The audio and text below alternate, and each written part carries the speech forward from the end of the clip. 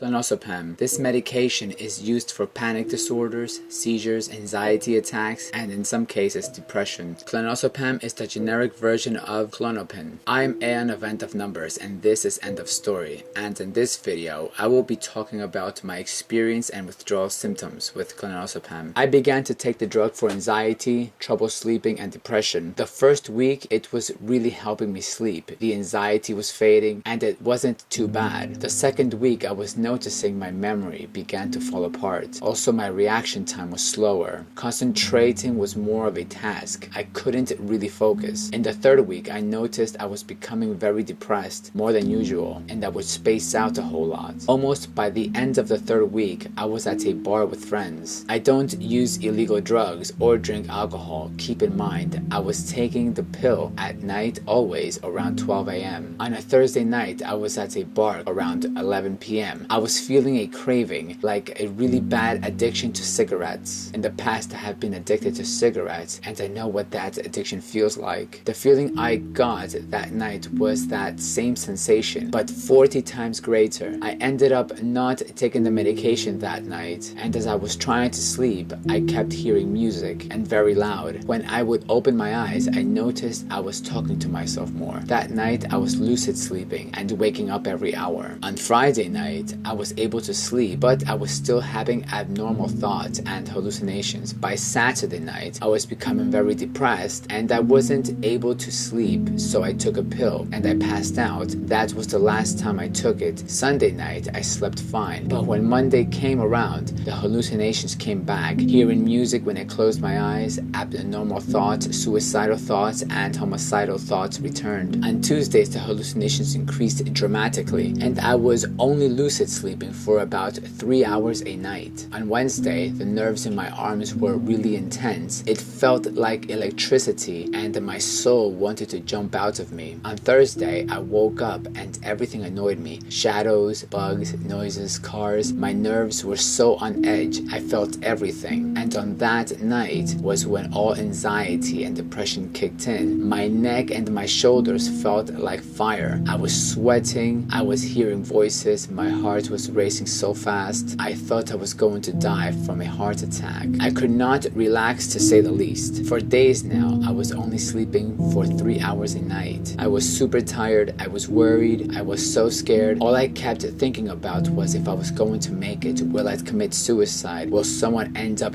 dead because of me? On Friday, I didn't even go to work. I called and messaged as much people as I could to keep myself out of my mind. On that day, I wanted to throw up everything I ate, but I kept thinking to myself, eating is life. To survive this, you have to eat. I was trying to force the food down at all costs. Even if I felt like I was going to throw up, I kept at it. That night, I slept 4 hours, which was a breakthrough for me, but I still felt like I was dying. I seriously thought it was the end of me. On Saturday, I went to work to keep busy, to finish what needed to get done. I remember bugging out on sounds and cars, and my nerves were so electrified, I was twitching. I was really scared to go into the sun. I thought I would faint. At a certain point in the day, I was covering my eyes and ears to not hear or see anything, and on that night I slept 5 hours. On Sunday, I woke up with a fever, and I was still having extreme anxiety, hallucinations, but not as much. But now I was really in my thoughts. I would tune back to reality and then find myself thinking again, and I still felt nauseous. By Monday of the second week into my withdrawal symptoms, it was a bit more calm, but very depressing. The anxiety had calmed down, thinking too much had slowed, but depression had gone up. By the third week, I was feeling more active, and the symptoms were less intense. By the fourth week, the symptoms came back, not as powerful as the first week, but like the second week, they didn't last long. The fifth week, I was feeling much better. The symptoms were still coming and going, but way less, much more manageable. The sixth week, I was still feeling nauseous, still anxiety, but way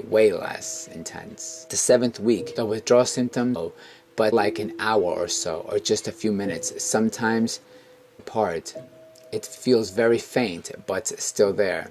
This was a very scary and difficult experience. I read online and my friends also told me what I did was very dangerous. Quitting cold turkey, it could have resulted in death. I am aware of that and I was informed during the process, but I didn't want to take that pill for one more day. I felt as if I did, it wouldn't be the end of the addiction and withdrawals. I swear, those symptoms, I would rather be dead than go through it again. Put it this way, if you have anxiety attacks, the withdrawal anxiety is much different and 100 times more intense. It's really unbelievable. If you have suicidal thoughts, the suicidal thoughts that come with the withdrawals are even crazier, and there is no getting away from them until you take a pill, and that's what I was avoiding. If anyone watching this video is looking for tips on how to stop taking clonazepam, go see your doctor, but I would tell you how I got through it. I contacted good people. It's a must. Keep busy. Force feed yourself, even if it's bit by bit. The point is to keep eating and drink lots of water. Also drink Gatorade. Eat foods with not too much taste. Just keep yourself from throwing up. What helped me a lot was praying. If meditation works for you, do it. Walking helped as well. Resting easy and avoid bad arguments and bad people. Watch funny movies and love stories. Fill yourself with good memories and find purpose in everything that you do. The first 2 weeks are the hardest in my experience. I've also read online of people going through withdrawal symptoms up to 6 months. I don't want anyone to think that I am a know-it-all, and I would tell everyone I am not a doctor, but